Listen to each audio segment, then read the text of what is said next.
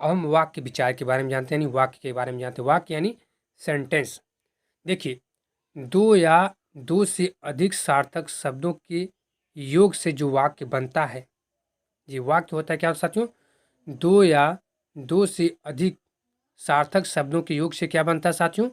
वाक्य बनता है। जैसे जैसे देखिए, यहाँ पे आपका दिया है गाय घास खाती है। क्या साथियों? जो गाय है या घास खाती है, यहाँ पे कितने शब्द हैं? गाय आपका एक हो गया, ठीक है, घास आपका क्या हो गया? दो हो गया, खाती है तीन हो गया, और है, यानी चार शब्द मिलकर क्या हुआ है?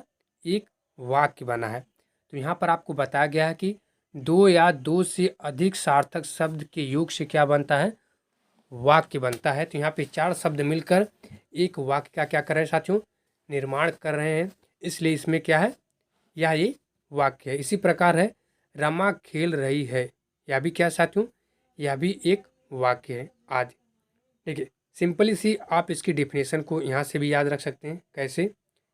जैसे देखिए, यहाँ पे आपको बताया गया कि सार्थक शब्दों का समूह, सार्थक शब्दों का वह समूह जिसका पूरा पूरा भाव और अर्थ समझ में आए, वाक्य कहलाता है। ठीक है, सिंपल से भी याद या परिभाषा आप भी याद रख सकते हैं कि सार्थक शब्दों का वह समूह जिसका पूरा पूरा भाव और अर्थ समझ में आए, उससे हम क्या कहते हैं? उसे हम वाक्य कहते हैं। अब काइंड ऑफ सेंटेंस के बारे में जानते हैं, यानी वाक्य के प्रकार। वाक्य जो है मुख्य रूप से चार प्रकार के होते हैं। कितने प्रकार के होते हैं? वाक्य मुख्य रूप से साथियों चार प्रकार के होते हैं। कौन कौन से होते हैं? देखिए, सबसे पहला आपका दिया गया साथियों साधारण वाक्य यानी सिंपल सेंटेंस। दूसरा आपका दिया है नकारात्मक वाक्य यानी नेगेटिव सेंटेंस। और तीसरा साथियों आपका है प्रश्नवाचक वाक्य यानी इंट्रोगेटिव सेंटेंस। और चौथा साथियों आपका है अज्ञार्थक वाक्य यानी इम्पेरेटिव सेंटेंस। तो चार वाक्य हुए। अब चारों वाक्यों के हम डेफिनेशन के बारे में भी जानते हैं। तो सबसे पहले साथियों हम जानते हैं सिंपल वाक्य के बारे में, यानी साधारण वाक्य के बारे में।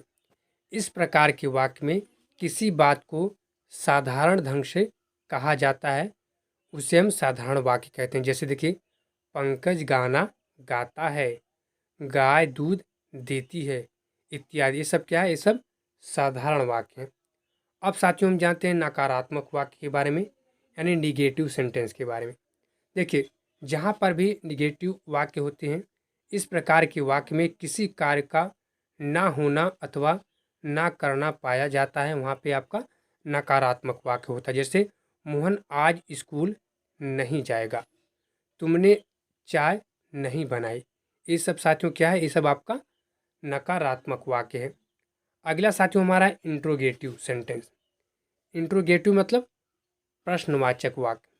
देखिए, इस प्रकार के वाक्य में प्रश्न पूछा जाता है। जैसे तुम्हारा क्या नाम है, वे कहाँ रहते हैं, तुम कहाँ से आए हो, इत्यादि। ये सब क्या साथियों? ये सब आपके प्रश्नवाचक वाक्य हैं।